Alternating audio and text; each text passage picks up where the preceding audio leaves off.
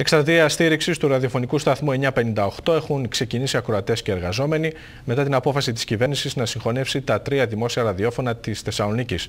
Το ραδιόφωνο του πολιτισμού μετρά 17,5 χρόνια παρουσία στα Ερτζιανά και έχει φιλοξενήσει εκατοντάδες ανθρώπους των γραμμάτων και της τέχνης.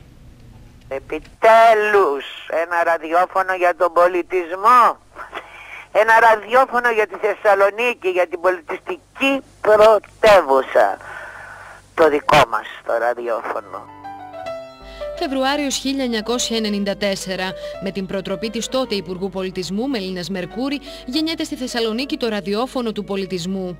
Αύγουστος 2011, ο Υπουργός Επικρατείας, στο πλαίσιο της αναδιάρθρωσης της ΕΡΤ, ανακοινώνει τη συγχώνευση των 3 ραδιοφώνων της Θεσσαλονίκης. Ο 958 έχει εκπληρώσει ένα πολύ μεγάλο μέρος των στόχων που είχε βάλει από την αρχή, αλλά έχει να εκπληρώσει και ένα τεράστιο έργο από εδώ και μπρος, γιατί στις εποχές της βαρβαρότητας όπως αυτή που ζούμε, που δεν είναι μόνο ελληνικό φαινόμενο, αλλά είναι ένα παγκόσμιο φαινόμενο, που η κρίση σαρώνει τα πάντα, ο πολιτισμός είναι μια παρηγοριά, είναι η ανάσα των ανθρώπων, είναι ένα αξέφωτο όταν γύρω υπάρχουν μόνο χαλάσματα. Ο 958 ξεκίνησε ως ένα πρότυπο ραδιοφωνικό πείραμα.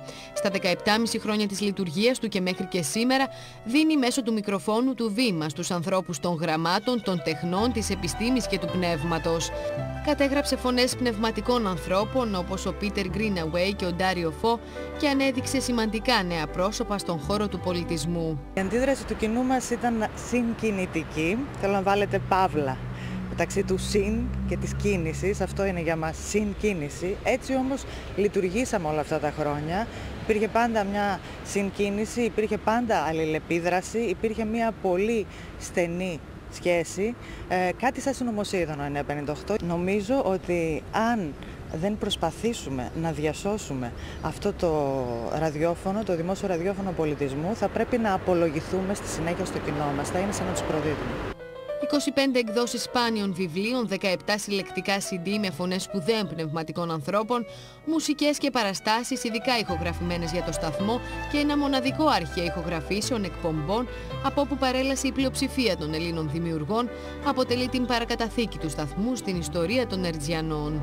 Σαν ραδιόφωνο που παίζει ξεχασμένο, πέρασε η τέχνη στη ζωή κι όμως πηγαίνω και επιμένω να ονειρεύομαι ασταμάτητα με μια φωνή που χρόνια πνίγουν τα παράσιτα.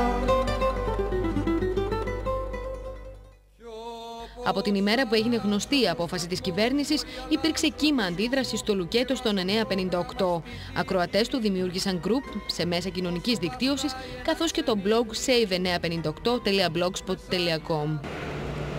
Ο 958 της Θεσσαλονίκης, ο 958 του πολιτισμού, ο 958 των συνθετών, των τραγουδιστών, των τραγουδοποιών, των στιχουργών, των ποιητών, των συγγραφέων, των ομάδων δράσης, ο 958 των μουσείων, των θεατρικών παραστάσεων, του σινεμά. Αυτό το ραδιόφωνο εμείς θα προσπαθήσουμε να το κρατήσουμε.